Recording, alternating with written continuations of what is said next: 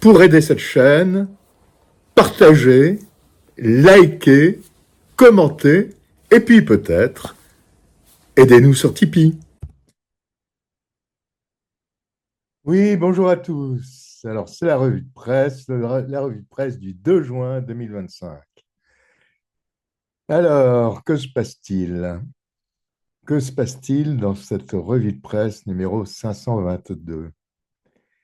Bon, évidemment, les frappes sur la Russie de la part de l'Ukraine, une opération absolument millimétrée et très, très bien faite. En réponse à ces opérations, nous verrons ce que la Russie décide de faire.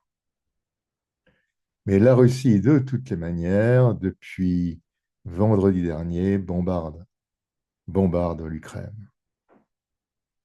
Et apparemment, beaucoup d'objectifs stratégiques ont été atteints. De plus, les armées de la Russie continuent à avancer dans le Donbass. Quoi d'autre? Eh bien sûr, Gaza. Et puis, quand même, la France. Oui, la France avec Madame Berger, qui nous dit que les réseaux sociaux vont être censurés. Enfin, elle ne nous dit pas vraiment ça, mais elle le fait sentir vraiment. Des réactions internationales, par exemple dans le New York Times, aux émeutes, d'après-match, à Paris et, bien sûr, dans toute la France. Car on ne peut pas dire que c'était une fête. C'était vraiment des émeutes. Bon, voilà. C'est la revue de presse numéro 522 du 2 juin 2025. Bonne lecture. Au revoir. 18 mois de préparation, nom de code, toile d'araignée, l'opération ukrainienne très audacieuse est couronnée de succès. 117 drones ont été utilisés lors de l'opération et un nombre correspondant de pilotes de drones a été impliqué. 34% des porteurs stratégiques de missiles de croisière russes sur leurs aérodromes ont été touchés.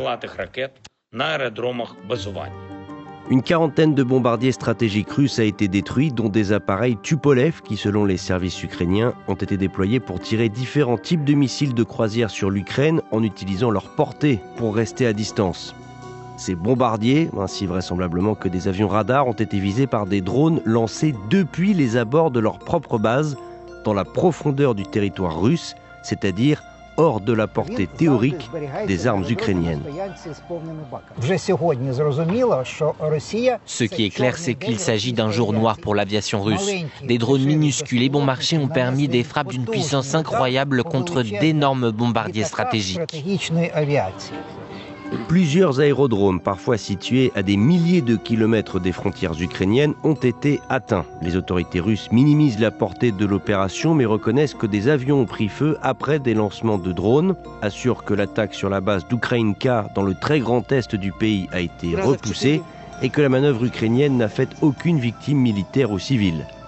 L'Ukraine a fait passer clandestinement ses drones en Russie en les cachant dans des structures en bois dans le plafond de containers de transport qui ont ensuite été placés sur des camions poids lourds, eux-mêmes stationnés à proximité immédiate des bases. À l'heure dite, des essaims de drones quadricoptères légers, pas plus de quelques centaines d'euros pièce, porteurs chacun de charges explosives, ont jailli des containers pour aller s'abattre comme des kamikazes sur les avions russes qui n'auraient sans doute pas dû se trouver en extérieur. Voilà donc la carte des attaques qui ont été menées, c'est l'opération Pavoutina, ce qui signifie toile d'araignée, en fait, en ukrainien, et qui a eu lieu hier. Donc en rouge, vous avez les endroits qui ont été attaqués. Pratiquement, ce sont des bases aériennes qui ont été à peu près systématiquement attaquées dans 5 endroits de la Russie. Dont le plus éloigné est quand même à près de 4000 km de la frontière ukrainienne. Donc on remarque que c'est une opération extrêmement bien préparée, longuement préparée, puisqu'il a fallu un peu plus de 18 mois pour la préparer. et qui a donc été menée par des engins. Donc c'est une attaque de drone en réalité, mais les drones n'ont pas volé sur cette distance parce qu'ils ne peuvent pas, ils n'ont pas la capacité de le faire. En revanche, ce qui s'est passé, c'est que on a mis les drones dans des containers comme ceux que vous voyez à l'écran là, et puis quand vous regardez le toit de ces containers, eh bien, vous avez un double toit en quelque sorte, avec les petits drones qui sont disposés sur ce toit. Et puis, il suffit, quand on arrive à proximité, c'est ce qui s'est passé, on amène le camion porte-container, donc il y a un camion avec une plateforme plus une remorque, et qui comporte deux containers. Et ce camion vient se positionner pas trop loin d'une base aérienne. Et puis là, on ouvre le toit et puis vous avez les drones qui sortent pour aller faire leur attaque. Donc, c'est des attaques en fait à très courte distance, mais il a fallu quand même les amener sur zone, sur ce 4000 km, ce qui demande quand même une grande organisation. Apparemment, les chauffeurs des camions n'étaient pas au courant de ce qu'ils transportaient. Donc, c'est des chauffeurs qui ont été recrutés localement, en quelque sorte, et puis sur le camion desquels on a chargé les containers, et puis ils sont allés à un endroit précis qu'on leur avait désigné, où normalement ils devaient être contactés par quelqu'un, etc. Bref. Donc, on a ces camions qui sont allés se positionner à proximité de ces bases, et à partir de là, il semble que les attaques proprement parlées ont été menées de manière à distance, si vous voulez, depuis l'Ukraine apparemment. Un nouveau cycle de négociations a débuté ce lundi entre les délégations russes et ukrainiennes à Istanbul. Et ce, au lendemain d'une vaste attaque de Kiev contre l'aviation russe menée jusqu'en Sibérie. Les deux parties sont donc très loin d'un accord, que ce soit d'une trêve ou d'un règlement à plus long terme. La Russie a annoncé qu'elle présenterait un mémorandum, une note diplomatique, de ses conditions pour un accord de paix qu'elle a déjà refusé de transmettre à l'avance à l'Ukraine, comme Kiev le réclamait. Le président ukrainien Volodymyr Zelensky a de son côté annoncé être prêt à prendre les mesures nécessaires pour faire avancer les pourparlers de paix avec la Russie. We must do everything to make sure diplomacy is not empty. Our delegation is now in Istanbul and we are ready to take the necessary steps for peace. John Kelly, le représentant par intérim des États-Unis au Conseil de sécurité de l'ONU, a averti de son côté la Russie que les États-Unis pourraient se retirer de ces efforts de médiation pour mettre fin au conflit avec l'Ukraine. But we will insist the discussion of peace by both sides must be undertaken in good faith. If Russia makes the wrong decision to continue this catastrophic war, the United States will have to consider stepping back from our negotiation efforts to end this conflict. To be clear, in doing so, we would not be abandoning our principles or our friends. Rather, we would be recognizing Russia's refusal to work with us toward a desirable outcome. Donc on a eu une attaque qui s'est déroulée sur plusieurs bases aériennes russes. Donc vous voyez celle d'Ivanovo, de Diaghilevo et d'Engels 2 avaient déjà été ciblés par le passé. Par contre, on n'en avait jamais vu encore être frappé dans l'extrême-orient russe, ou dans la partie vraiment asiatique de la Russie, à Ukraïnka et à Belaya. Et puis on a eu aussi une attaque à proximité de Mourmansk. Donc là, c'est vraiment quelque chose d'inédit. Alors, il y a des endroits où, comme vous le voyez, en anglais, je vous fais un petit commentaire de légende, là où c'est en rouge, les frappes ont été confirmées, et là où c'est en noir, c'est des endroits qui ont été revendiqués, mais pas forcément avec des avions détruits au sol. Alors, ce qu'il faut voir, c'est qu'au départ, on nous a dit il y a au total 40 avions qui ont été touchés. Tout ça a été frappé, bien sûr, avec des drones FPV, je m'empresse de le mentionner. Alors, au final, quand on regarde la majorité des images et qu'on les étudie, qu'on regarde ce que les Russes ont revendiqué, etc., le bilan final de tout ça, c'est que on est sur quelque chose de beaucoup moins important en termes d'avions détruits et neutralisés pour un long moment, puisque on est, alors en ce qui concerne donc les avions stratégiques, hein, c'est majoritairement les Tu-95 avec toutes les dernières versions modifiées, et donc on aurait eu 4 Tu-95 qui auraient été détruits sur l'une des bases et un 5e sur une autre, sur un nombre total de plus de 60, enfin d'au moins 60 appareils. Je sais pas si vous voyez, c'est-à-dire que oui, c'est très intéressant de se dire que les Ukrainiens ont été capables de mener à bien une opération complexe dans la profondeur. Alors on nous dit que c'est les services secrets hein, qui ont bien évidemment été à la manœuvre, hein, le SBU, donc ça signifie que les Britanniques étaient derrière eux, hein, le Mi-6. Et donc ça signifie pour des distances de 1000, 2000, 3000, 4000 kilomètres, eh bien on est obligé d'avoir des relais satellites.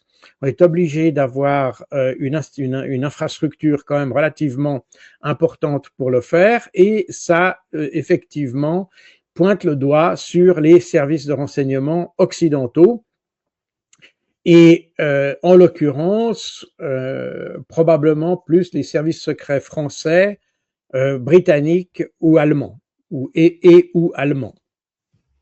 Donc on est, en ce qui concerne les Tu-95, sur 5 appareils qui auraient été donc détruits ou très fortement endommagés, et sur 2 Tu-22 M3 où là c'est pareil, c'est 2 appareils sur une flotte qui en compte plus de 63. Donc encore une fois, il est très, donc les services ukrainiens eux disent oui, non mais il y en a 40 qui ont été touchés. Alors faut bien faire la différence entre le mot touché et le mot détruit, c'est absolument pas la même chose. Hein. Donc, faut vraiment être très précis. C'est comme les pertes. Vous avez les tués, les blessés. Dans les pertes, il y a les tués, les blessés, les disparus, les prisonniers.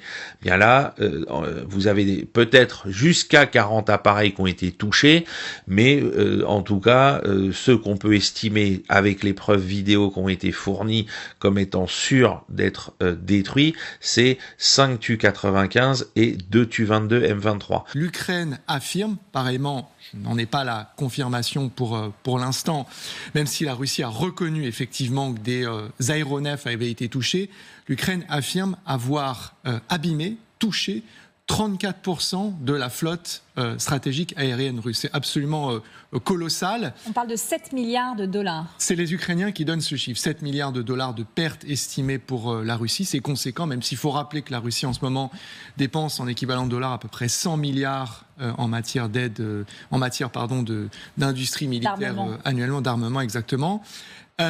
C'est très très impressionnant, et c'est pour ça qu'ils ont donné ce surnom, j'avais appris le mot en ukrainien mais là il m'échappe, de la toile d'araignée ou la toile de soie, parce que c'est une attaque dont l'ampleur et la longueur est très très impressionnante. On parle d'au moins 5 bases aériennes, une qui se situe au nord du cercle polaire du côté de Mourmansk, une autre en Sibérie orientale. On voyait les images près d'Olenia tout à l'heure. On est à 4900 km de la frontière Belaya, là vous le voyez avec l'Ukraine. Donc ils auraient fait rentrer des systèmes à l'intérieur du territoire russe. Le chiffre, et vous l'avez rappelé, qu'il donne, c'est une attaque qui aurait été travaillée, minutieusement coordonnée entre les renseignements militaires, les militaires, des agents infiltrés à distance pendant 18 mois, supervisée personnellement par le président Zelensky, et ce, à 24 heures d'un prochain rendez-vous diplomatique qui va se tenir demain lundi à Istanbul, avec un nouveau round de pourparlers. À mon avis, c'est pas une coïncidence. Qui a été quand même, il faut le dire, un succès tactique, parce que c'est une attaque qui a quand même permis de s'approcher de 5 sites stratégiques. Toutes les attaques n'ont pas été fructueuses parce que la population ou des gens sur place se sont aperçus de ce qui se passait et ont attaqué eux-mêmes les camions. Donc, ce qui montre que il y a quand même une certaine, en anglais on dirait awareness, mais disons une certaine méfiance ou prudence des populations locales qui apparemment se sont engagées physiquement pour empêcher ces affaires. Enfin, pas partout, mais dans certains endroits. Donc, ces attaques ont été quand même, on peut dire, c'est un succès. C'est un succès au niveau de l'organisation parce que manifestement, ils ont pris les Russes par surprise, très clairement. Les Russes ont été pas seulement ils ont pris les Russes par surprise, mais les Russes ont été surpris. Donc, ce qui signifie qu'ils avaient relativement peu d'informations sur cette affaire et que l'opération a été menée finalement de manière assez habile. Et en plus de ça, alors à côté, il y a un appareil, c'est un Antonov 12 qui a été également touché. Les Ukrainiens, eux, ont revendiqué la destruction d'un avion A-50 qui est l'équivalent d'un AWACS, donc un avion de veille radar de l'armée américaine. Donc on sait que les A-50 sont très précieux pour l'armée de l'air russe, les flottes aérospatiales, parce qu'ils en ont pas beaucoup et qu'ils en avaient déjà perdu un il y a, je crois maintenant, 2 ans. En 2023, or ce matin, à l'heure à laquelle on parle, il n'y a aucune aucune preuve définitive et sûre qu'un tel appareil ait été détruit. Ça reste quand même une opération qui a été très bien ficelée, ça il faut le laisser. Est-ce qu'elle aura un impact sur le champ de bataille? Je ne le pense pas. Parce que même si on ne connaît pas exactement le détail des dégâts, effectivement, les Ukrainiens parlent de 40 avions détruits. Les images que j'ai vues ne montrent pas de tels chiffres, mais de nouveau, je ne vois peut-être pas tout. Et il faudra attendre les communiqués officiels, notamment des forces aériennes russes, pour avoir une idée plus précise de l'effet ou de l'impact réel de cette attaque. Néanmoins, tactiquement, c'est un succès. Est-ce que ça va avoir l'effet que Zelensky voulait? C'est pas sûr. Alors, c'est très spectaculaire, c'est effectivement un très joli coup, mais en termes, on vient de l'évoquer, de pertes, c'est absolument, c'est pas un problème majeur pour la Russie. Alors, il y en a qui vont nous dire, oui, mais regardez, les Russes, ils sont frappés dans la profondeur. Je rappelle, je l'ai dit en début de mon propos, c'est pas la première fois que de telles frappes ont lieu. Alors, jusqu'à maintenant, c'était sur les bases donc installés dans l'ouest de la Russie. Là, ils ont été frappés encore plus loin dans la profondeur, jusque dans l'extrême-orient russe. Très bien, bravo, mais qu'est-ce que ça change stratégiquement au cours de la guerre? À côté de cette attaque, il y a une autre attaque, ou plutôt des autres attaques qui se sont déroulées, qui sont passées un peu moins de manière un peu plus discrète. Ça a été 2 attaques contre des trains de passagers d'ailleurs, dans la région de Bryansk, c'est-à-dire à proximité de la frontière ukrainienne. C'est des ponts qui ont été sabotés et qui se sont affaissés, qui ont été programmés pour être détruits lors du passage de train. Et on a effectivement des passagers civils qui ont été touchés par ces attaques. Et il y a eu 2 ou 3, selon les rapports, il faudrait voir exactement, tout ça s'est passé hier et les informations ne sont pas toujours très précises. Néanmoins, on a simultanément à l'attaque que j'ai évoquée tout à l'heure de la toile d'araignée, eh bien, on a ces attaques-là dans la région de Bryansk. Alors, là, on est sur quelque chose qui montre la stratégie ukrainienne. Et cette stratégie ukrainienne, elle a été évoquée depuis très longtemps, puisque déjà dans des interviews que j'avais faites l'année passée, au début de l'année passée, j'avais dit qu'il fallait s'attendre à des attaques terroristes en Russie, faites par l'Ukraine. Alors il y avait eu, vous vous rappelez, l'attentat de ce centre de divertissement Crocus dans la banlieue de Moscou. Il y avait eu d'autres attaques qui ont été menées.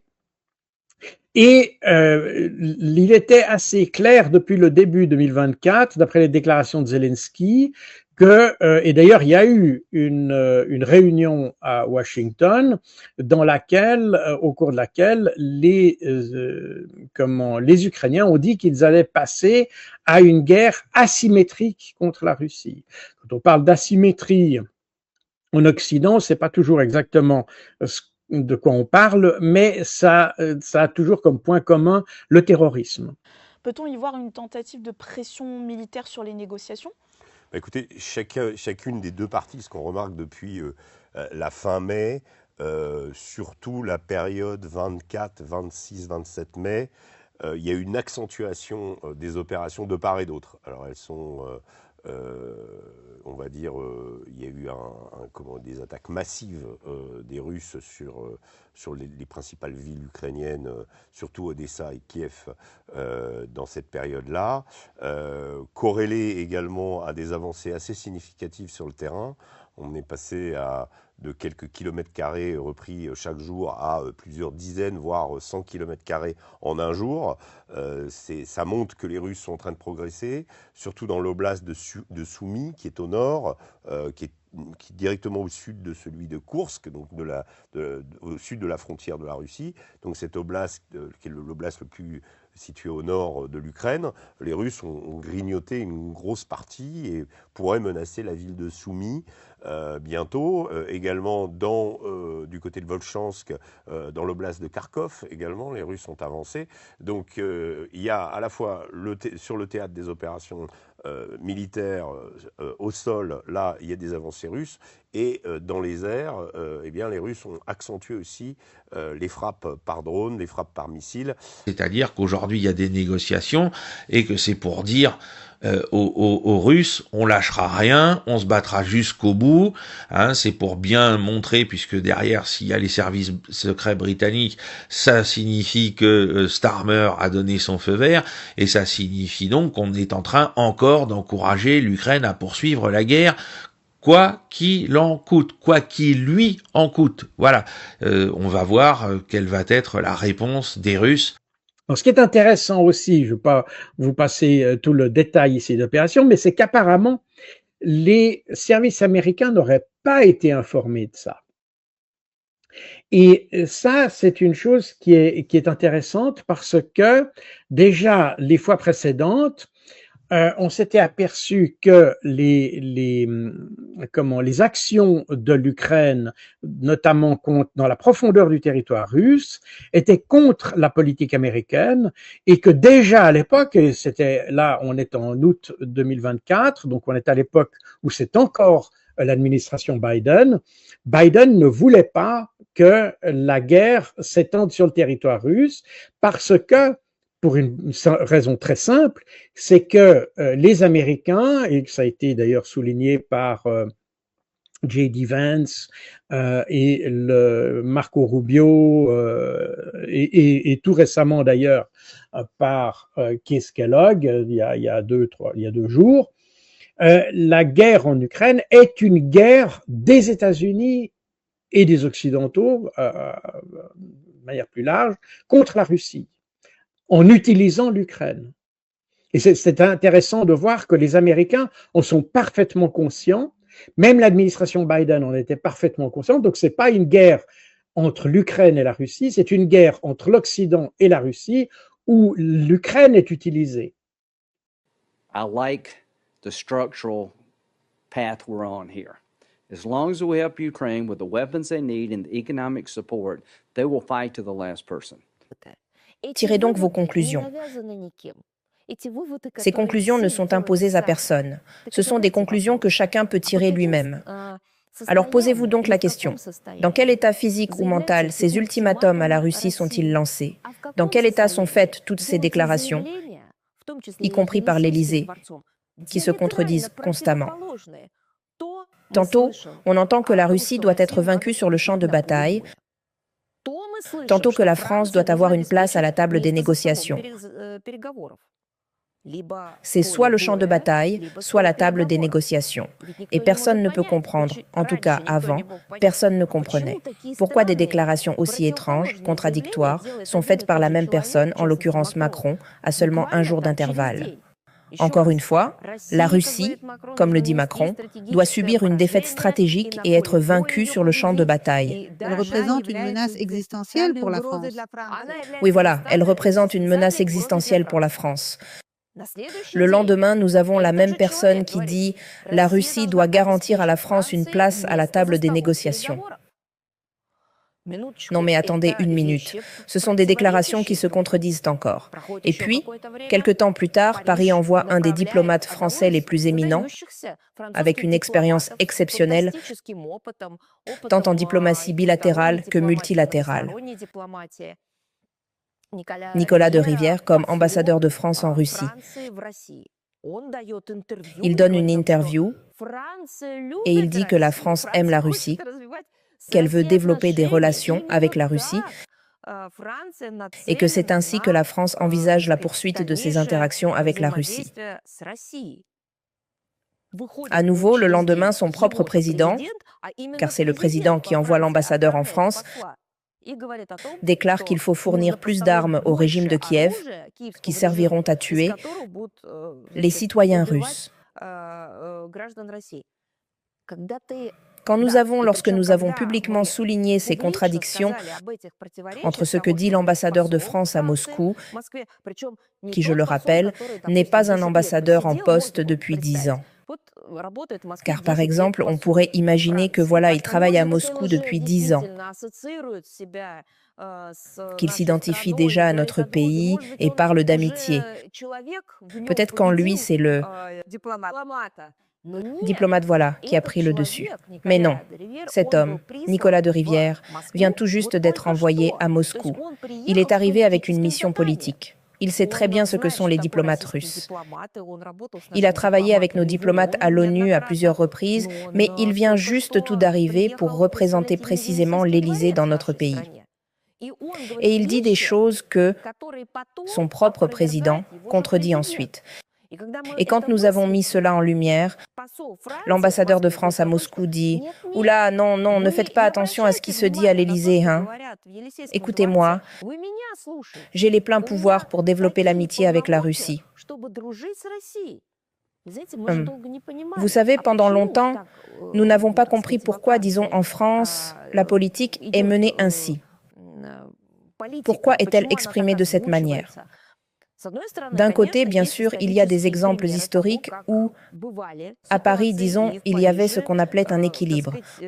En réalité, plutôt une tentative de plaire à tout le monde.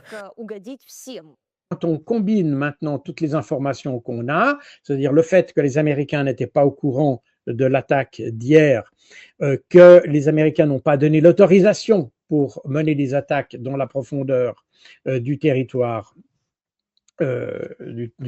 russe, il a fallu pour cette opération avoir un soutien technologique occidental, comme j'ai dit, en grande partie, en premier lieu de la France, qui a des dispositifs qui permettent d'avoir ce type de moyens de communication, parce que je rappelle que la France est un des rares pays qui est équipé pour mener des opérations à de grandes distances, puisque son armée est en fait conçue pour mener des opérations sur des théâtres extérieurs à l'Europe.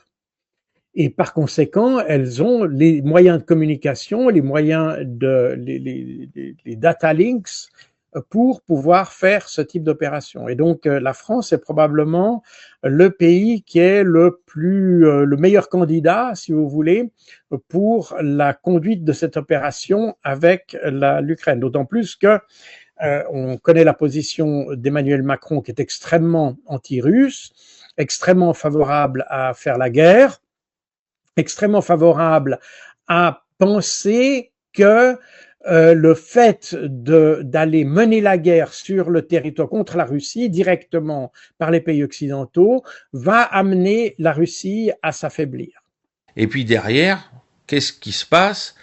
C'est que ça cache d'autres choses qui, elles, sont beaucoup moins intéressantes à raconter pour les Ukrainiens. La première, et alors celle-là, elle a vraiment été mais complètement occultée sur les réseaux habituels, c'est qu'on a le commandant, entendons-nous bien, le commandant des forces terrestres ukrainiennes, donc le patron de l'armée de terre pour nous Français, Drapati, qui a démissionné. Et la cause de cette démission, c'est la frappe russe qui a eu lieu près de Soumy, sur un terrain d'entraînement qui a entraîné, encore une fois, la mort de plusieurs soldats ukrainiens.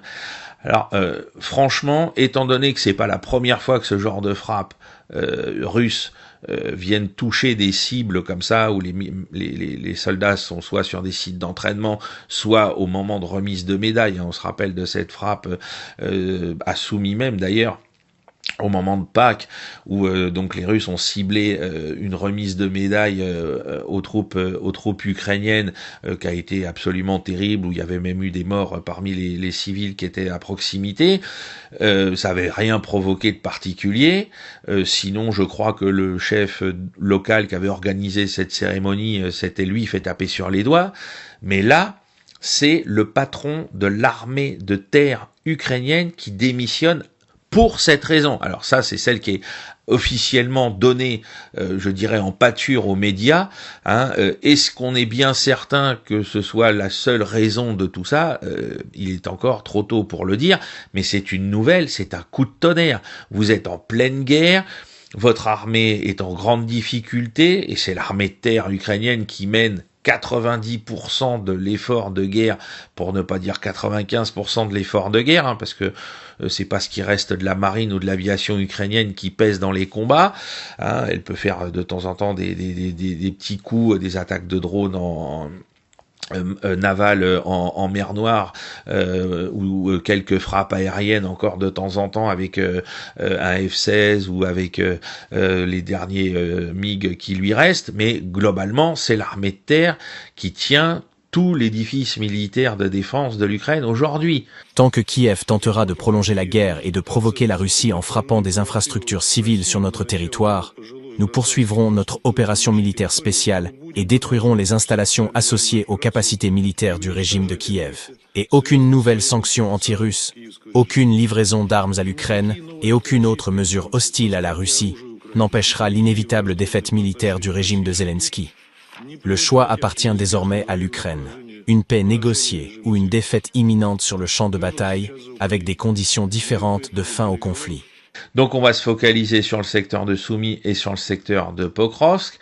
Alors dans le secteur de Soumy, pourquoi? Bien tout simplement parce que on voit des opérations offensives de plus en plus importantes s'y dérouler. On avait eu des petits grignotages de ci, de là depuis que Soudzha était repris par les Russes. On avait vu ensuite tout un tas de grignotages pour reconquérir Soudzha, vous le voyez, c'est sur la droite de la carte. On avait vu tout un tas d'opérations de grignotage pour libérer les derniers morceaux de territoire russe qui se situaient à l'ouest de Soudzha. Et puis depuis à peu près 3 semaines, tout doucement, on avait là encore un petit grignotage qui s'opérait depuis la frontière russe en direction de Soumy. Et là, ces derniers jours, les choses se sont un peu plus accélérées.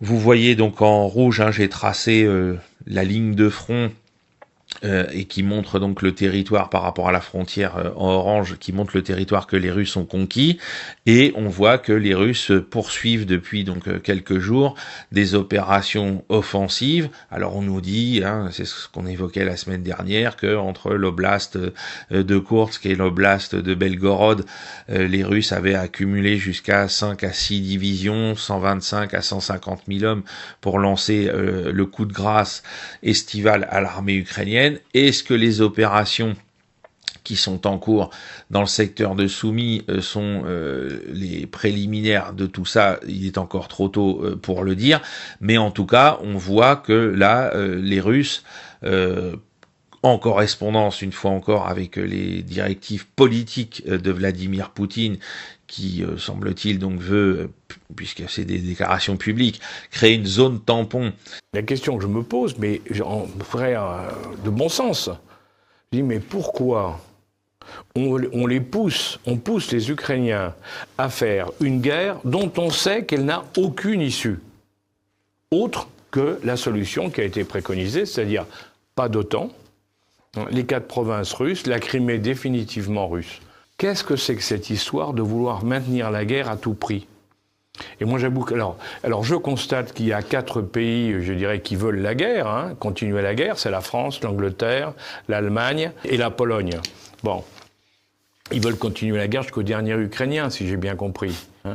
Parce que c'est pas nous qui pourrons aller là-bas. Et maintenant, donc bien sûr, on va reparler du secteur de Pokrovsk, Mirnograd, puisque c'est le secteur où depuis 3 semaines les opérations se sont entre guillemets emballées. Alors comme vous pouvez le constater, alors Mirnograd est encadré en bleu foncé sur la gauche de votre écran.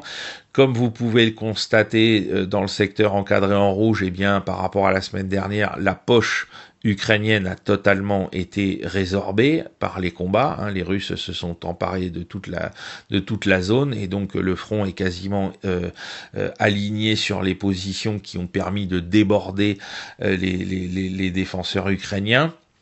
Donc là, près de Zoria, on a eu à nouveau une avancée de l'armée russe hier pour vraiment égaliser le front de part et d'autre de cette zone.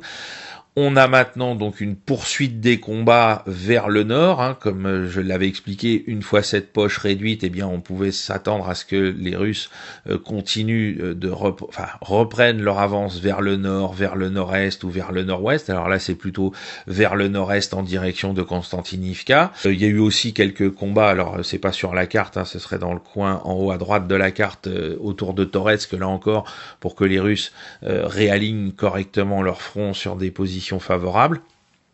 Et on voit que ces combats dans cette zone ont été très intenses, puisque les Russes revendiquent d'avoir tué jusqu'à 510 soldats ukrainiens, détruit 5 véhicules, 5 transports de troupes. Les gens pensent naïvement que je le souhaite. Non, c'est comme le changement de saison. Mais dans notre zone, malheureusement, c'est inévitable. Quand la Russie est accusée de ne vouloir dialoguer avec les Européens, et c'est souvent le cas, je voudrais poser une question. Pourquoi Trump ne veut-il pas dialoguer avec les Européens? Il me semble que nous avons tous la même raison. Nous comprenons simplement que les présidents français, les chanceliers allemands et les premiers ministres britanniques ne sont pas moins dépendants que M. Zelensky. Pas moins dépendants. Et à quoi bon dialoguer avec eux? Je n'en vois absolument aucun.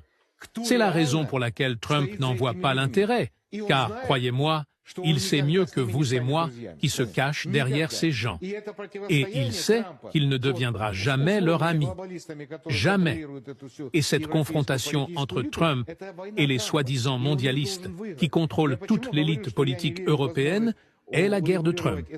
Et il doit la gagner. C'est pourquoi je dis que je ne crois pas à la possibilité de résoudre ce conflit dans les délais impartis. Oui, c'est facile.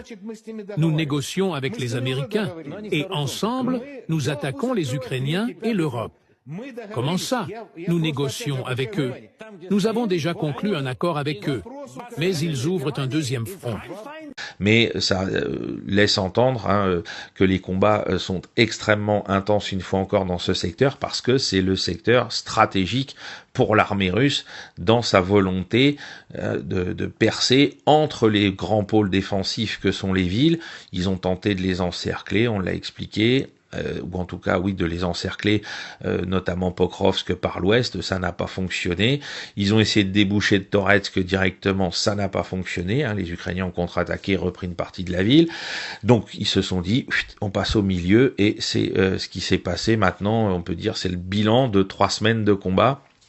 Non pas 3 semaines, 15 jours de combat, et là on va voir, comme je ne cessais de le dire encore la semaine dernière, quel va être l'axe principal tactique, pas l'axe principal stratégique, mais sur cette zone, quel va être l'axe principal tactique pour les Russes. Est-ce qu'ils vont aller vers Constantinivka en priorité? Est-ce qu'ils vont se rabattre sur Mirnograd? Ou est-ce qu'ils vont foncer plein nord? Là, à l'heure qu'il est, il est encore trop tôt pour dire c'est plutôt là ou plutôt là. Il semblerait, au vu de cette carte, que ce soit plutôt pour aller vers le nord-est en direction de Mirnograd, mais il peut y avoir, par le truchement, puisque l'armée ukrainienne est en extrême tension, des endroits où des renforts où des unités soient prélevées pour être acheminées en renfort ailleurs, ce qui offrirait des opportunités aux Russes pour à nouveau progresser de manière plus importante.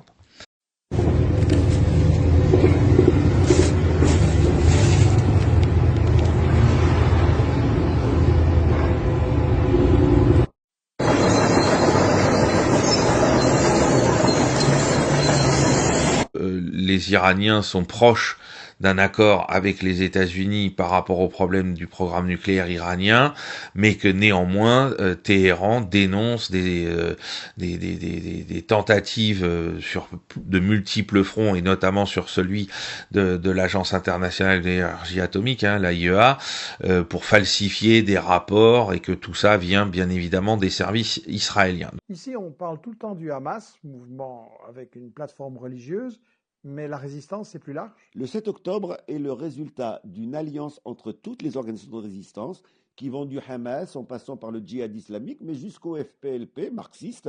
Donc c'est plus d'une dizaine d'organisations de résistance qui, ensemble, font la même analyse de la nécessité de s'unifier, que le peuple palestinien soit uni et que sa résistance soit unie pour pouvoir défendre les droits nationaux du peuple palestinien.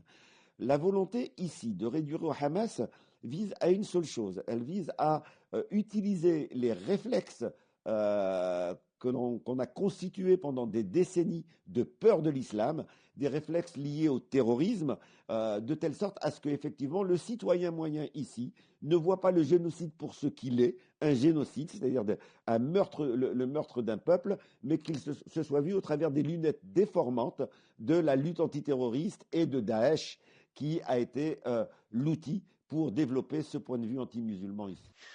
Alors qu'il était à Singapour pour une réunion qui réunissait un peu le gratin de la communauté stratégique asiatique à un très haut niveau, le président Macron a déclaré « Si les Occidentaux abandonnent Gaza et laissent faire Israël, ils risquent de perdre toute crédibilité à l'égard du reste du monde. » C'était un signal envoyé effectivement aux pays du Sud, global, qui disent que les Occidentaux, et notamment à la France, mais pas qu'elle, ont deux attitudes tout à fait différentes, très strictes pour le respect du droit international lorsqu'il s'agit de l'agression russe de l'Ukraine, et plutôt passifs par rapport à cette même application du droit international lorsqu'il s'agit de l'occupation de territoires par la force par Israël sur la Palestine, et des bombardements aussi massifs de civils. Et ce reproche du deux poids, deux mesures est quelque chose qui arrive de façon assez lancinante. Et au moment où, dans son discours, le président Macron a voulu convaincre ses auditeurs de la nécessité de faire pièce à l'agression russe en Ukraine, en disant que si on laissait les Russes conquérir l'Ukraine, eh bien, finalement, c'était la porte ouverte à de nombreuses violations du droit international, le fait ce rappel est à la fois tardif et bienvenu. Bienvenu, parce que sur le constat, on ne peut qu'être d'accord avec le président Macron. Effectivement, on nous est reproché dans le Sud global d'avoir un double standard. Et au moment où le Sud global prend une importance diplomatique de plus en plus forte, les BRICS, mais pas seulement, au moment où il se fait de plus en plus entendre, effectivement, il vient mettre en accusation les pays occidentaux pour leur hypocrisie, pour le fait qu'ils ils mettent toujours en avant des principes universels, mais que ces principes, ils les appliquent de façon sélective. Ce constat est lucide, mais il est tardif, parce que nous sommes nombreux à alerter depuis très longtemps sur ce fait que nous perdons notre crédibilité morale à laisser faire Israël par rapport aux Palestiniens. Et quand on le faisait, on était très rapidement traités d'antisémites, on nous disait qu'on s'occupait de ce conflit parce que c'était Israël, qu'on était animé par la haine d'Israël, alors même qu'il y a aussi des pacifistes israéliens qui disaient cela. Et au surlendemain de la victoire du PSG, vous vous penchez donc ce matin sur l'argent du Qatar, qui est propriétaire du club, on le rappelle, depuis 2011. Oui, le Qatar, un État grand comme 2 départements français, peuplé de 2,5 millions d'habitants, 300 000 seulement sont des nationaux d'ailleurs. Il est situé bien sûr dans le Golfe Persique. C'est l'un des pays les plus riches du monde. La fortune du gouvernement se confond d'ailleurs avec celle de la famille régnante. Le pays possède ce qu'on appelle un fonds souverain, c'est-à-dire un magot gigantesque, investi dans le monde entier de plus de 500 milliards de dollars. Ça représente plus d'1,5 million de dollars par habitant. Et c'est ce fonds, Qatar Investment Authority, QIA, qui est propriétaire du club de foot Paris Saint-Germain, par l'intermédiaire d'une de ses filiales. Mais François, d'où vient tout cet argent ? En fait, le Qatar est le second producteur mondial de gaz naturel et désormais l'un de nos principaux fournisseurs depuis que le gaz russe fait l'objet de sanctions. Et c'est bien sûr ça qui alimente les caisses. Il exploite ce gaz notamment dans les champs offshore de Northfield West, toujours dans le golfe Persique, où le français Total Energy a d'ailleurs investi. Cette production de gaz, elle est en plein essor, elle va se développer, ils ont investi énormément, au point que le fonds QIA devrait doubler de taille dans les années qui viennent pour atteindre 1000 milliards de dollars. Bon, et alors pourquoi ce fonds a décidé d'acheter un club de foot, le Paris Saint-Germain en l'occurrence ? Parce que c'est de la notoriété, c'est de la visibilité pour ce petit État qui a peur d'être écrasé entre ces deux puissants voisins, ennemis l'un de l'autre d'ailleurs, Arabie Saoudite et Iran. Le pays multiplie donc les actions d'influence par ses investissements, mais aussi par sa diplomatie, par ses cadeaux. Il y a 15 jours, il a offert un avion présidentiel à Donald Trump. 400 millions quand même, excusez du peu, parce que Boeing était incapable de livrer dans les temps le nouveau Air Force One. La famille Trump est d'ailleurs liée par le business aux intérêts qatariens. C'est un lobbying tous azimuts qui franchit d'ailleurs parfois la limite de la légalité. Ah bon, mais qu'est-ce que vous voulez dire par là ? Souvenez-vous, il y a un peu plus de 2 ans, une enquête a révélé que plusieurs parlementaires européens avaient été achetés avec des sommes en liquide. Bon, c'est la façon du Qatar. Il y a d'ailleurs aussi les financements et l'aide que le pays a apportés aux islamistes, comme les frères musulmans, et aux mouvements terroristes. Le Hamas palestinien, quand même, avec son quartier général au Qatar, ou bien les talibans lorsqu'ils étaient en exil. Bon, hier, en recevant les joueurs et l'équipe, Emmanuel Macron a remercié le Qatar. Quels sont les rapports aujourd'hui entre le Qatar et la France, outre le PSG ? Écoutez, c'est d'abord un très gros client de notre industrie aéronautique. Un client ? Oui, un client aéronautique et de défense. Il possède aussi des hôtels de luxe, le grand magasin Le Printemps, il est actionnaire de plusieurs sociétés françaises. Récemment, l'année dernière, il a annoncé investir 10 milliards en France. Et il faut d'ailleurs savoir qu'une convention fiscale très favorable permet aux investisseurs qatariens en France d'échapper en partie à l'impôt. Elle avait été installée par Nicolas Sarkozy, elle a été maintenue et par François Hollande et par Emmanuel Macron.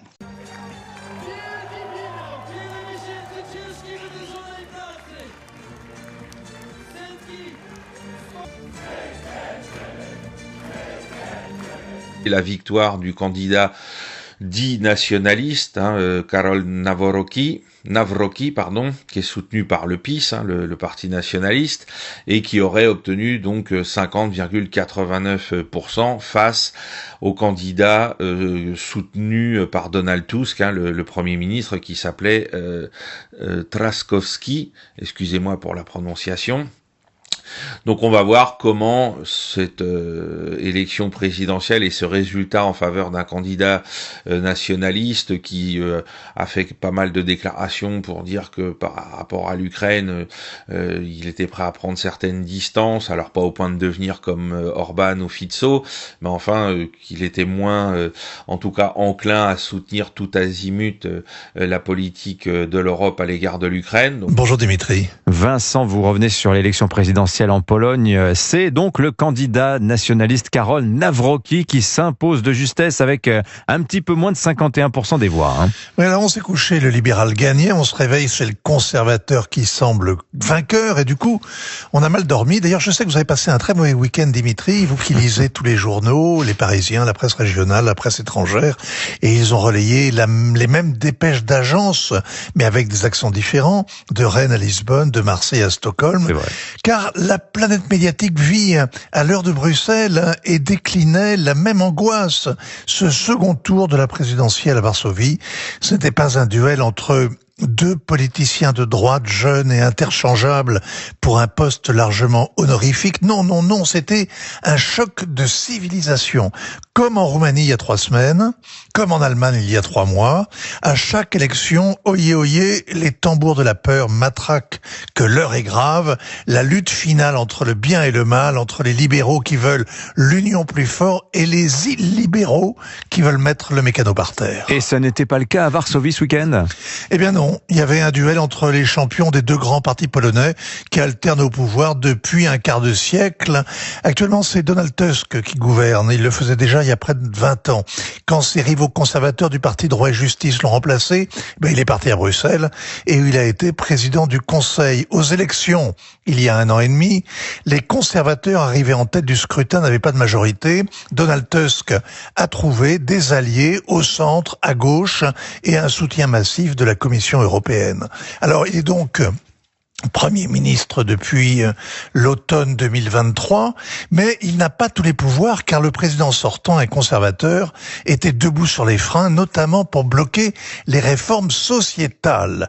Alors on comprend que la tutelle lui pèse, mais cette cohabitation en fait reflète le pays réel, car il y a au moins 2 Polognes, schématiquement une Pologne attachée à ses traditions, aux valeurs chrétiennes, à ses racines paysannes, à la mémoire longue et à l'indépendance farouche, et puis une autre, libérale, urbaine, qui croit aux Lumières et à son avenir dans l'Union européenne, les deux ayant une conscience aiguë que la paix est fragile et le voisin russe dangereux. Mais alors, en quoi le choix entre Rafał Trzaskowski, donc le candidat libéral, et Karol Nawrocki était décisif?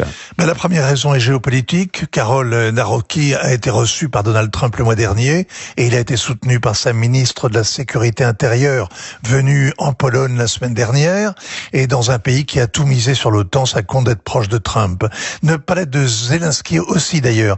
Les conservateurs ne veulent pas de l'Ukraine dans l'OTAN ni dans l'Union européenne. Alors que le maire de Varsovie, lui, était soutenu par Kiev, par Berlin, par Paris, par Bruxelles. Mais l'essentiel aux yeux de médias, ce sont les réformes sociétales. Avec Karol Nawrocki, la protection de la vie restera une priorité. Avec Rafał Trzaskowski, l'IVG aurait été autorisé, le mariage des homosexuels aussi. La Pologne au miroir de la France, ayant répudié l'Église et l'Amérique, mettant tout son idéal dans l'Europe et tournant le dos à la Russie, voilà un programme moderne. Comme dirait le président de la République, championne mon frère. Eh bien c'est raté. Varsovie est ce matin la capitale d'une autre Europe. Et là, donc, une équipe, la 2e plus jeune de l'histoire à remporter la Ligue des champions et qui justement fait la démonstration de ce que c'est pas une affaire de vedette, mais une affaire de cohésion. C'est beaucoup l'entraîneur Luis Enrique, qui lui-même a été un joueur honoré plusieurs fois, médaille d'or avec l'équipe espagnole à Barcelone, c'était en 92, mais qui a joué pour le Real Madrid, qui a joué pour Barcelone et qui a insufflé à cette équipe très inspirante une énergie, une cohérence, une rapidité. Il fallait voir les passes. Je parlais avec des gens qui connaissent ça beaucoup mieux que moi ce matin. Ils disaient, écoute, les passes entre eux, c'est comme presque un tir au filet. Tellement ça va vite, tellement la vélocité est grande et ça a complètement désarmé les briscards de Milan. Équipe réputée, équipe avec beaucoup d'expérience, mais complètement dominé. Alors ça, c'est la bonne nouvelle. Ça s'est conclu sur les Champs-Élysées hier, un défilé, une parade devant 110 000 personnes, triées sur le volet dans le sens où on a dû attendre très longtemps. On a fait entrer 110 000 personnes, c'était la jauge, et après ça, les chants étaient interdits. Pour une bonne raison, le préfet de police à Paris menaçait d'interdire ce défilé, cette parade, si la veille, les choses tournaient mal. Or, les choses ont très mal tourné. C'est terriblement disgracieux. Moi, j'ai fait le choix d'aller assister au match dans un petit café-resto à côté du Parc des Princes, où joue normalement le PSG, mais qui était plein à craquer. Les gens avaient payé jusqu'à 150 € pour voir le match dans le stade sur un écran géant. Donc, je suis allé le voir là. J'étais à côté. Donc, c'était une ambiance de fête, mais en même temps tendue, avec des pétards qui explosaient partout. Et au premier but, alors là, c'est la bonne nouvelle, tu as l'impression que le pays entier crie en même temps « Hurrah ». Toutes les fenêtres ouvertes, ça hurlait et on entendait le stade. Tout va bien. Quelques minutes après, ça se met à vraiment tourner à ce qu'il y a de pire, ça dévisse. Et là, on voit autour de nous arriver des bandes. Alors, c'est pas organisé, c'est pas synchronisé. Quand je dis des bandes, c'est 10, 15, 20 jeunes qui ont absolument pas rencontré encore la police, qui sont des supporters, si tu veux, mais qui viennent armés de battes de baseball, de bouteilles vides dans leurs mains, de barres d'acier. Là où j'étais, les donc, ils ont restaurateurs des intentions autres que la simple célébration du sport, là. évidemment, parce que ce matin, on disait c'est les policiers qui provoquent, ils attaquent au gaz lacrymogène avant même qu'il se soit passé quoi que ce soit. Alors moi, j'étais sur place et évidemment, il n'y avait pas un policier à l'horizon où j'étais de ma table et la rue était emplie de jeunes qui, encore une fois, je ne veux pas faire de généralité, mais avec clairement d'autres intentions que d'aller célébrer la victoire. Ils étaient cagoulés. J'en ai suivi un moment donné, je m'en allais vers le métro. J'avais devant moi un groupe d'une dizaine de jeunes. Ils étaient tous armés. Tu n'as pas envie de les doubler, tu n'as pas envie d'amorcer une conversation. Le restaurateur où j'étais a vidé la terrasse, a demandé aux gens de partir. Il tremblait dans ses chaussures. Il y avait une vieille dame qui n'était pas très loin. Alors, je précise, rien ne s'est passé. Il n'y a pas eu d'attaque concertée. Mais tu vois défiler des jeunes personnes qui sont armées. Tu te dis, qu'est-ce qui va se passer? Ben, il s'est passé ce qui devait arriver. Donc, une soirée qui a très mal tourné. J'ai fait quelques photos, un safari photo, Tintin en moi qui vit toujours. Le lendemain matin, alors là, ce qu'on voit pour ceux qui sont avec nous, c'est le type de barricadage que les grandes maisons près des Champs-Élysées, dans ce cas-ci, Tiffany, le bijoutier, mais c'était vrai partout, des grillages partout, partout, partout. Il y avait 5400 policiers qui avaient été déployés à Paris pour éviter la casse. Les Champs-Élysées étaient fermés depuis 19h et malgré tout, ça a très, très mal viré. Il y a eu 2 morts à Grenoble, une trentaine de blessés, surtout des policiers, des pompiers, des gens donc qui sont là pour venir en aide, qui ont été agressés, des images accablantes. Je fais une vidéo le lendemain matin pour donner peut-être une idée de ce qui s'était déroulé. Autour de chez moi, et là, on s'entend, là, c'est un recensement approximatif. J'ai vu plusieurs autos incendiées, des terrasses de restaurants, place où je déjeune souvent, qui étaient complètement disparues, carbonisées.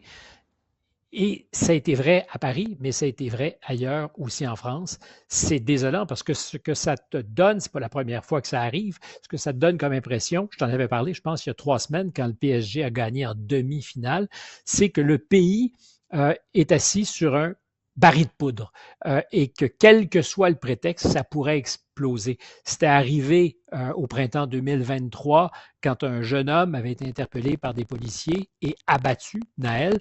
Les banlieues et la ville s'étaient embrasées.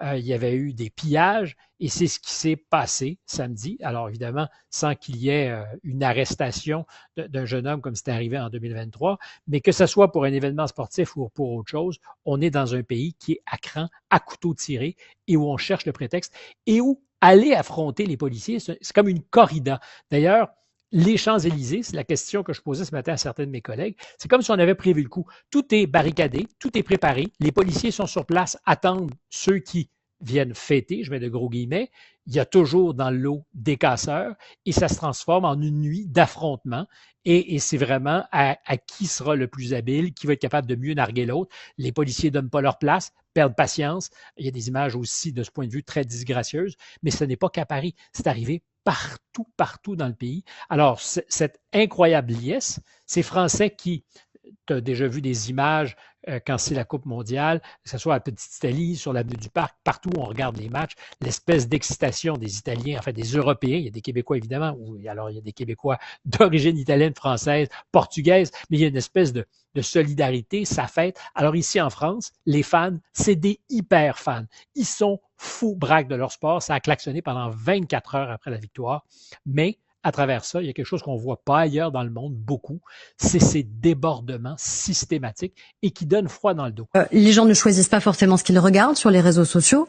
La puissance des algorithmes fait qu'on nous propose des contenus sans même qu'on ait besoin de les chercher, que ces contenus sont monétisés, ça veut dire que ces influenceurs perçoivent de l'argent de la part des plateformes et qu'ils rapportent de l'argent aussi aux plateformes, donc ils ont aussi cette responsabilité-là éditoriale, c'est pour ça que je les convoque d'ailleurs demain, l'intégralité des plateformes qui opèrent en France. TikTok, Meta, Snapchat, YouTube, Twitch.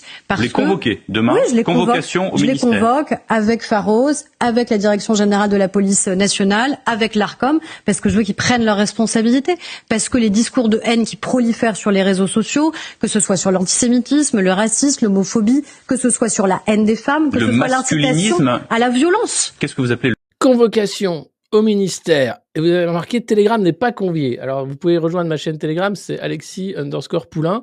Je mettrai les liens, il faudra que je fasse un mémo avec tous les liens de tous les réseaux parce que c'est grave quand même. Aurore Berger qui convoque les patrons des plateformes pour bien s'assurer que les discours de haine seront censurés a priori et pas a posteriori. Qu'on va donc arriver à cette censure algorithmique dont il rêve. D'abord, il y a eu la loi Avia, puis la loi Avia a été censurée, elle est revenue par la fenêtre, et là, grâce à Aurore Berger, on va avoir une nouvelle vague, bien sûr, de volonté de censurer les réseaux sociaux. Vous allez voir que dans les jours qui viennent, les réseaux sociaux vont être accusés, peut-être avec les Russes, des émeutes suite à la victoire du Paris Saint-Germain. Ça ne m'étonnerait qu'à moitié. Et voilà, tout va être comme ça. Donc, elle les convoque. Mais moi, je serais patron d'un des réseaux sociaux qui opère en France. Tiens, prenons Twitch qui nous a censurés. Coucou Twitch, bientôt tu vas nous entendre. Eh bien, j'irai pas. Mais qui c'est ? Qu'est-ce qu'il me veut, en fait ? Bon, voilà, donc c'est surtout X qui est dans le viseur. Évidemment, TikTok et Snapchat aussi, et un peu Instagram avec les influenceurs, notamment les masculinistes qui font beaucoup de mal. Aurore Berger qui doit recevoir tous les grands patrons des réseaux sociaux français, enfin des réseaux sociaux installés en France. Donc, est-ce que c'est pour que ça se termine par une nouvelle vague de censure ou ce genre de choses ? Puisque par rapport à tout ce qui s'est passé suite à la fois à l'histoire du train avec Emmanuel Macron, puis ensuite la semaine dernière à Hanoï au beurre noir, etc. Et puis que Emmanuel Macron est venu pointer les relais de propagande sur les réseaux sociaux. Est-ce qu'on va avoir un tour de vis derrière à l'issue de cette réunion ? Eh bien, on verra bien ce qui va en sortir. C'est en tout cas dans un climat complètement délétère dans lequel tout ça se déroule. Je rappelle que demain, notre collègue et confrère Youssef Indy est convoqué par le groupement de lutte antiterroriste comme témoin. Alors bon, on verra bien ce qui ressort de tout ça, mais enfin, après ce qui s'était passé déjà pour le général de Lavarde, on voit bien qu'on est tous dans la ligne de mire dès qu'on osera répéter ou dire quelque chose. Enfin voilà, la liberté d'expression, on le savait, était plus que moribonde. Elle est en train de mourir définitivement sous nos yeux. Notre ambition était claire, marcher sur les brisées de la presse mainstream, c'est désormais une réalité en marche. Quand David affronte Goliath et que Goliath commence à vaciller. Mais ne nous leurrons pas, Goliath ne se laisse pas faire. Le succès de TV Liberté dérange. Notre liberté d'expression, nos révélations, nos coups portés à la Macronie et à l'extrême centre agacent les puissants. Résultat, nous sommes attaqués. La dernière salve est d'une violence inédite. Notre banque, celle qui nous hébergeait depuis 12 ans, vient de fermer l'ensemble de nos comptes sans préavis, sans justification, sans recours. C'est une attaque politique, un sabotage déguisé. Après les censures YouTube et l'ostracisme, nous sommes donc victimes d'une nouvelle forme de censure, la censure bancaire.